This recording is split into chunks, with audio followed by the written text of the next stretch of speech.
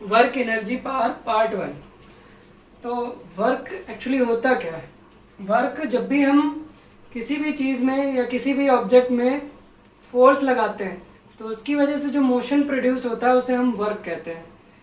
ये यहाँ पे फोर्स लगा रहा है इस कार में और इस फोर्स की वजह से मोशन प्रोड्यूस हो रहा है, तो हम कहेंगे कि इस कार में वर्क हो रहा है। तो work is said to be done only when there is a force applied on the body makes the body move। मतलब बॉडी में कोई डिस्प्लेसमेंट हो रहा होता है या मोशन हो रहा होता है, तो इस केस में वर्क हो रहा है क्योंकि बॉडी में फोर्स लगाई जा रही है जिसकी वजह से मोशन प्रोड्यूस हो रहा है कार में। तो हम कह सकते हैं कि work is being done on the body. अब हम दूसरा एग्जाम्पल लेते हैं। एक लड़का है, देयर इज अ बॉय, और वो बॉय जो है बॉल को पुश कर रहा है जिसकी वजह से बॉल तो मूव नहीं करेगी ना, तो हमारा नेट डिस्प्लेसमेंट कितना हो जाएगा? 0। नेट डिस्प्लेसमेंट हमारा 0 हो जाएगा जिसकी वजह से कोई भी वर्क नहीं किया गया, फोर्स लगाई जा रही है। There is a waste of energy but there is no work being done on the body. कोई वर्क नहीं किया गया। तो वर्क जो है बेसिकली दो चीज़ पे डिपेंड करता है, एक तो फोर्स पे डिपेंड करता है और दूसरा डिस्प्लेसमेंट पे। तो फोर्स पे डिपेंड करता है और डिस्प्लेसमेंट पे डिपेंड करता है। तो हम कह देंगे work is directly proportional to force and work is also directly proportional to displacement. इन दोनों को हम कंबाइन करेंगे, इन दोनों इक्वेशन को, तो हम कह सकते हैं work is directly proportional to force into displacement. इस प्रोपोर्शनैलिटी कांस्टेंट को हटाने के लिए हम लिख सकते हैं W is equal to K F S. K को हम 1 सब्स्टिट्यूट कर देंगे, हमारे पास आ जाएगा W is equal to F into S. ये क्रॉस प्रोडक्ट या वेक्टर प्रोडक्ट नहीं है, ये फोर्स का मैग्नीट्यूड है और ये डिस्प्लेसमेंट का मैग्नीट्यूड है और ये सिंपली मल्टीप्लिकेशन है क्योंकि वर्क जो है एक स्केलर क्वांटिटी है, तो ये भी एक स्केलर होगा, ये भी एक स्केलर होगा, और दो स्केलर का प्रोडक्ट हमेशा स्केलर ही रहता है। ठीक है, तो अगला हम पढ़ते हैं एक्सप्रेशन फॉर वर्क डिस्प्लेसमेंट। तो इसमें फोर्स इस डायरेक्शन में निकालना है, लगा रही है, और मोशन इस डायरेक्शन में, ये ब्लॉक जो है यहाँ से यहाँ मूव कर गया, फोर्स लग रहा है, तो हम डिस्प्लेसमेंट का कंपोनेंट इधर निकाल लेते हैं। डिस्प्लेसमेंट का कंपोनेंट हॉरिजेंटल कंपोनेंट निकाल लेते, तो निकालते हैं cos theta is equal to, निकालते हैं कॉस थीटा होता है base upon hypotenuse. Cos theta हम ऐसे लिखकर रहने देंगे, cos theta is equal to base upon hypotenuse. ये थीटा एंगल है तो बेस हमारा हमें निकालना ही और हाइपोटेन्यूज हो जाएगा एस, तो हमारा बेस कितना आ जाएगा? Base is equal to S cos theta. तो हम ये एस है तो ये क्या हो जाएगा? S cos theta. तो ये फोर्स और डिस्प्लेसमेंट का वर्क का कितना निकलेगा? देखो हम उसी डायरेक्शन में फोर्स लगाते हैं, वर्क उसी डायरेक्शन में होगा जिस डायरेक्शन में फोर्स लग रही। मतलब हम अगर फोर्स इस डायरेक्शन में लगा रहे हैं तो इसी डायरेक्शन में वर्क होगा। अगर इस डायरेक्शन में कोई वर्क नहीं हो रहा है इसका मतलब हमारा वर्क डन कितना है? 0। तो हो रहा है यहाँ पे डिस्प्लेसमेंट का कंपोनेंट, ये बॉडी यहाँ से यहाँ मूव कर गई, मतलब यहाँ से यहाँ भी तो मूव की है अगर नेट डिस्प्लेसमेंट देखा जाए तो यहाँ से, तो इसका ये कंपोनेंट कितना होगा? S cos theta. तो यहाँ से हम कह सकते हैं work is equal to force F ये है और ये कितना हो जाएगा? S cos theta. तो यह जाएगा work is equal to F S cos theta. ठीक है, अब हम फोर्स के कंपोनेंट निकाल के करेंगे, तो ठीक है, इसको हम एक्सटेंड कर लेते हैं और यहाँ पे एक परपेंडिकुलर ड्रॉप कर देते हैं। अगर ये एंगल थीटा है तो ये एंगल भी थीटा हो जाएगा, वर्टिकली अपोजिट एंगल है ना, वर्टिकली अपोजिट एंगल, वर्टिकली ये एंगल अगर थीटा है तो ये भी हो जाएगा। तो यहाँ भी तो ऐसे ही है, अगर हम इसको एक्सटेंड कर देते हैं, इधर देखते हैं तो ये दोनों वर्टिकली अपोजिट एंगल आ गए।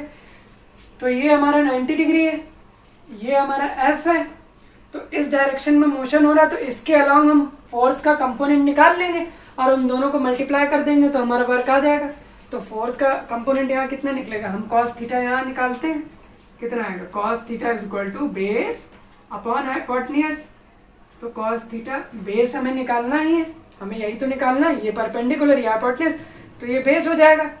राइट एंगल ट्रायंगल में थीटा के सामने जो होता है वो परपेंडिकुलर होता है, 90 डिग्री के सामने वाला जो होता है वो हाइपोटेन्यूज होता है, जो बचा वो बेस होता है। तो इसमें ये हाइपोटेन्यूज हो गया, ये परपेंडिकुलर हो गया, तो बचा कौन सा? ये बेस हो गया। तो बेस ही तो हमें निकालना है, क्योंकि यही तो कंपोनेंट हमें निकालना है डिस्प्लेसमेंट के अलॉन्ग। तो ये हो जाएगा हमारा बेस और हाइपोटेन्यूज हमारा हो जाएगा एफ। तो ये हमारा बेस क्या निकल के आएगा, एफ कॉस थीटा। तो हम यहाँ पे वर्क डन निकाल लेंगे। वर्क डन कितना होता है, फोर्स इंटू डिस्प्लेसमेंट। फोर्स हमारा कितना है, F cos theta into S. तो ये भी हमारा कितना आ जाएगा, एफ एस कॉस थीटा। तो हम work done by the body के कुछ केसेस पढ़ते हैं। ये एक बॉडी है जो पिवटेड है और हम इसमें फोर्स लगा रहे हैं। फोर्स लगा रहे हैं तो वर्क डन क्या होगा, वर्क डन अभी हमने पीछे पढ़ा है, work done is equal to F S cos theta. ठीक है, तो फोर्स भी इधर ही और मोशन भी इसका इधर ही होगा, लेकिन मोशन तो है ही नहीं ना, पिवटेड है ये पॉइंट, पिवटेड है। तो एस हमारा क्या हो जाएगा, 0। तो वर्क डन भी हमारा कितना निकल के आएगा, जब ये इससे मल्टीप्लाई होगा तो वर्क डन भी हमारा 0 हो जाएगा। अब हम दूसरा केस लेते हैं, force acting on the body is null, मतलब फोर्स एक्ट ही नहीं कर रही तो डिस्प्लेसमेंट भी नहीं होगा। इस केस में भी वर्क डन कितना होगा, 0 ही आना है। अब हम यहाँ तीसरा केस लेते हैं कि एक बॉडी है मास m की और उसे एक बिल्डिंग से फॉल कराया गया जिसकी हाइट h है।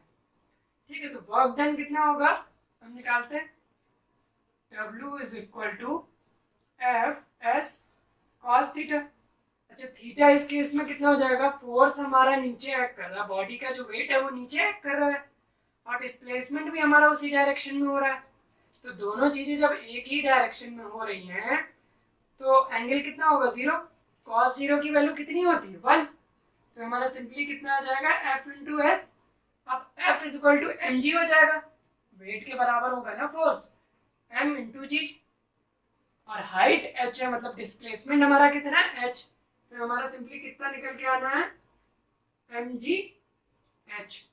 अब दूसरे केस में एक कुली है जो अपने ऊपर मास एम लेके स्टेयर्स पे ऊपर जा रहा है जिसकी हाइट एच है, किसी फ्लोर पे, मतलब ग्राउंड फ्लोर से फर्स्ट फ्लोर पे जा रहा है और हाइट कितनी है, एच। तो work done by the load और वर्क डन बाय द कुली, तो कुली कितना वर्क करेगा, तो इस वेट का, ये जो मास m है ये अपना वेट नीचे लगाएगा mg और कुली जो है इसको नॉर्मल रिएक्शन फोर्स देगा अपसाइड डायरेक्शन में n। और नॉर्मल रिएक्शन फोर्स किसके बराबर होगा, mg के बराबर ही तो होगा। ये mg लगा रहा है, Newton's third law, every action has equal and opposite reaction. अगर ये mg वेट नीचे एक्ट कर रहा है तो इसका नॉर्मल रिएक्शन फोर्स भी mg हो जाएगा और डिस्प्लेसमेंट भी हमारा अपसाइड ही हो रहा है और कुली हमारा वर्क डन भी अपसाइड ही कर रहा है, दोनों चीजें एक साइड हो जाएंगी। तो हमारा एंगल कितना हो जाएगा, फोर्स और डिस्प्लेसमेंट के बीच एंगल कितना हो जाएगा, 0, क्योंकि दोनों एक ही डायरेक्शन में। तो हम यहाँ से लिख सकते हैं W is equal to F S cos 0 degree. दोनों के बीच एंगल कितना है, 0, हाइट भी ऊपर ही और नॉर्मल रिएक्शन फोर्स भी ऊपर ही। तो ये हमारा आ जाएगा W is equal to F S. F को हम mg से रिप्लेस कर सकते हैं या n is equal to mg से रिप्लेस कर सकते हैं और डिस्प्लेसमेंट हमारा h है तो W हमारा क्या आ जाएगा, W is equal to mg h। तीसरे केस में एक बॉल को हम टाई कर रखे हैं and it is moving in a circular orbit. अब ये इस पॉइंट से चली और इसी पॉइंट पे दोबारा वापस आ गई, तो हमारा डिस्प्लेसमेंट इस केस में कितना हो जाएगा, 0। देखो डिस्टेंस तो इसने 2 पाई आर मूव की, सरकमफ्रेंस ऑफ द सर्किल के बराबर मूव की, लेकिन डिस्प्लेसमेंट तो हमारा शॉर्टेस्ट डिस्टेंस होता है, तो शॉर्टेस्ट डिस्टेंस तो 0 हो जाएगा ना, जहां से चली थी वहीं वापस आ गई, it came back to the same position, तो डिस्प्लेसमेंट 0 हो जाएगा। तो अगर हम W is equal to F S cos theta में अगर इसे रखते भी हैं, एस की वैल्यू अगर 0 रखते हैं तो वर्क डन हमारा इस केस में कितना आ जाएगा, 0 ही आएगा। अब एक कुली है जो मास m को कैरी किए है और हॉरिजॉन्टली रोड पर मूव कर रहा है, इसका वेट जो है हमारा mg नीचे एक्ट करेगा। ठीक है, तो हमारा जो है वर्क डन कितना हो जाएगा, वर्क डन हमारा होगा एफ एस कॉस थीटा। अब थीटा की वैल्यू कितनी होगी, देखिए mg हमारा नीचे एक्ट कर रहा है और मोशन हमारा इस डायरेक्शन में हो रहा है, तो फोर्स और डिस्प्लेसमेंट, फोर्स के अलोंग लेते हैं या डिस्प्लेसमेंट के अलोंग लेंगे, किसी के भी अलोंग ले लेंगे। तो ये हमारा दोनों के बीच एंगल कितना बन रहा है 90 डिग्री। तो हम cos थीटा की जगह क्या रखेंगे 90 degree, F S cos 90 degree. cos 90 की वैल्यू 0 होती तो वर्क डन हमारा कितना आ जाएगा 0। जिस डायरेक्शन में मोशन होता है उसी डायरेक्शन के अलाउंग हम डिस्प्लेसमेंट निकाल लेते हैं, या जिस डायरेक्शन में डिस्प्लेसमेंट होता है उसी डायरेक्शन में हम फोर्स का कंपोनेंट निकाल लेते हैं। इस केस में नीचे की तरफ एक्ट कर रही कोई भी हॉरिजॉन्टल और वर्टिकल कंपोनेंट नहीं निकलेगा, क्योंकि ये जितनी भी फोर्स लग रही होगी डिस्प्लेसमेंट के अलाउंग कुछ भी नहीं लग रही ना, इसके अलाउंग कोई भी फोर्स नहीं लग रही। जो भी फोर्स लग रही है रोड पे लग रही है, it is being act on the road. तो इस केस में हमारा रोड पे वर्क डन हुआ, रोड पे वर्क डन हुआ, लेकिन वो भी 0 हो जाएगी क्योंकि वो नीचे तो कहीं मूव कर नहीं रहा, डिस्प्लेसमेंट तो नॉर्मली 0 है। तो हॉरिजॉन्टली अगर एक पुली जो है मास m को लिए है and it is moving along the road, then the work done by the pulley will come out to be 0।